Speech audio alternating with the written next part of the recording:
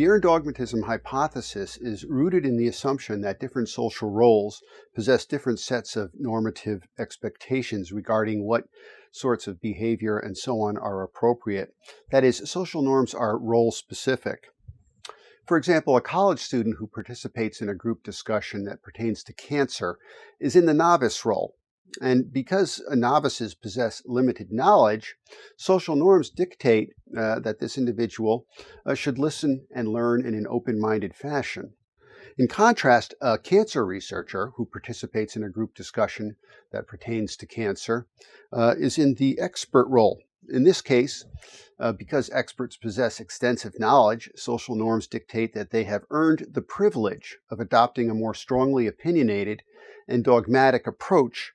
Accordingly, the earned dogmatism hypothesis says that self-perceptions of high expertise can engender a more dogmatic or closed-minded cognitive style. So according to the earned dogmatism hypothesis, success elicits self-perceptions of high expertise, which activates a social norm that entitles oneself to be closed-minded, which then in turn triggers a more closed-minded response. In contrast, failure elicits self-perceptions of relatively low levels of expertise, which activates a social norm that prescribes open-mindedness, which triggers more open-minded cognition. So we've been hearing a great deal about the value of success and winning in this presidential campaign in the United States. This hypothesis points out that there are perhaps some costs associated with success and winning, specifically closed-mindedness and dogmatism. To test this hypothesis, we performed an experiment. Here we used a ease of retrieval manipulation. Specifically, participants were asked in one condition to simply name two political policies implemented by President Obama. Everybody could easily do this for the most part, and so people experienced success at this task. In the other condition, the other half of the participants in this experiment were asked to list 10 political policies implemented by President Obama.